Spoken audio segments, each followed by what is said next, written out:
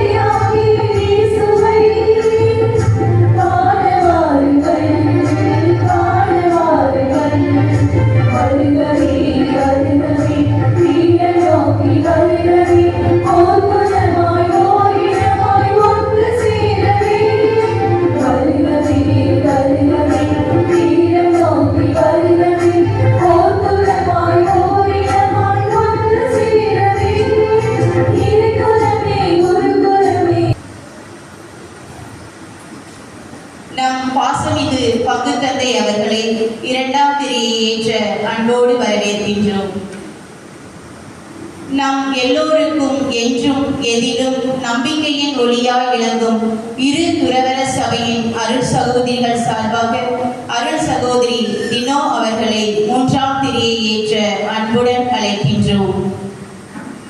நம் பங்கின் எல்லா நிலைகளிலும் பேருதவியாக இருக்கும் பங்கு பேரவையின் சார்பாக துணைத் தலைவர் MS சேசுராஜா அவர்களை 4ஆம் திரியை ஏற்ற அன்போடு வரவேற்கிறோம். தூய ஆவியில் திடப்பெற்று இறை பிள்ளைகளாய் வளர இருக்கும் மாணவ மாணவிகள் சார்பாக செல்வன் அருண் மற்றும் செல்வி இவாஞ்சலின் அவர்களை 5ஆம் திரியை ஏற்ற அன்புடன் அழைக்கின்றோம்.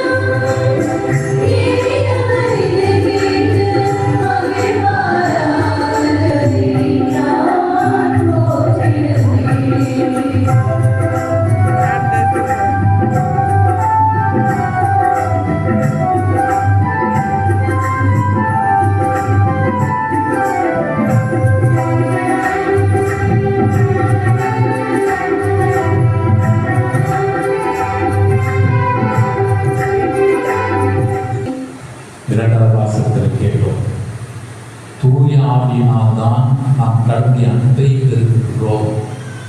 தூய ஆவி நமக்கு அந்த சக்தியை தருகின்றார். அவருக்கே உரிய அந்த குணநலனில் முத்தாய்ப்பாக இருப்பது அன்பு.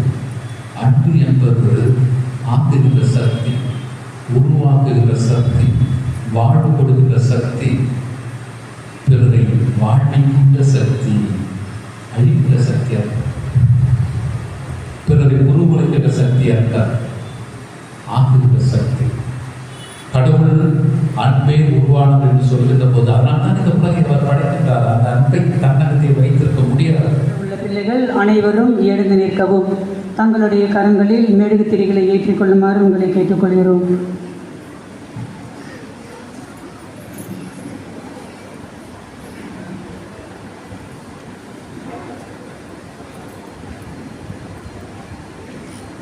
இந்த நாம் உறுதி பூசினால் நம் ஆன்மாவிலேயே தூய ஆவியாரின் அழியா முத்திரையை பெறுவதுடன் நம் வாழ்விலே உறுதிப்படுத்தப்படுகின்றோம், திருநிலைப்படுத்தப்படுகின்றோம்.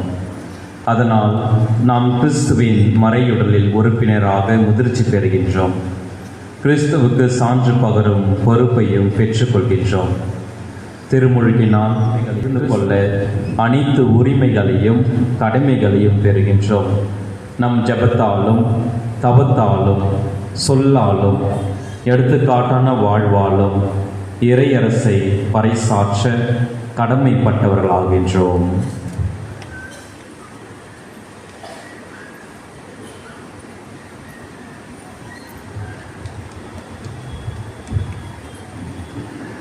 அன்பார்ந்த சகோதர சகோதரிகளே, இப்பொழுது நாம் திருமுழுக்கு வாக்குறுதிகளை புதுப்பிக்கின்றோம். இந்த பிள்ளைகள் திருமுழுக்கு பெற்றபோது கிறிஸ்துவின் ஒளி பெற்றோரிடமும் ஞான பெற்றோரிடமும் ஒப்புவிக்கப்பட்டது. இப்பொழுது அவர்களாகவே இந்த ஒளியை பெற்றிருக்கின்றார்கள். மனமு வந்து அவர்கள் கிறிஸ்துவை ஏற்றுக்கொள்கின்றார்கள். திரு அவையினுடைய படிப்பினைகளையும் ஏற்றுக்கொள்கின்றார்கள். எனவே இவர்களோடு இணைந்து நாமும் திருமுழுக்கு வாக்குறுதிகளை புதுப்பிப்போம். அனைவரும் எழுவோம். இந்த வாக்குறுதியை புதுப்பிக்கின்ற போது ஒருமையில் பதில் சொல்லுமாறு உங்களை அன்போடு கோருகின்றேன். இப்பொழுது குருக்களும் தாங்கள் வழக்கங்களை பிள்ளைகள் பார்த்து நீட்டி என்னோடு ஜபத்திலே நிகழ்த்தார்கள். எல்லாம் வல்ல இறைவா, எங்கள் ஆண்டவராகிய இயேசு கிறிஸ்துவின் தந்தையே, நீரினாலும் தூய் ஆவியாராலும் அடியார்கள் இவர்களை பாவத்திலிருந்து விடுவித்து புது பிறப்பு அளித்து துணையாளராகிய தூய் ஆவியாரை இவர்களுள் அனுப்பியருளும். ஞானமும் மெய்யுணர்வும் தரும் ஆவியாரை, ஆலோசனையும் வல்லமையும் தரும் ஆவியாரை, அறிவும் பக்தியும் தரும் ஆவியாரை இவர்களுக்கு அளித்தருளும். தெய்வ பயத்தின் ஆவியாரால் இவர்களை நிரப்பியருளும். எங்கள் ஆண்டவராகிய கிறிஸ்து வழியாக நன்றாகிறோம்.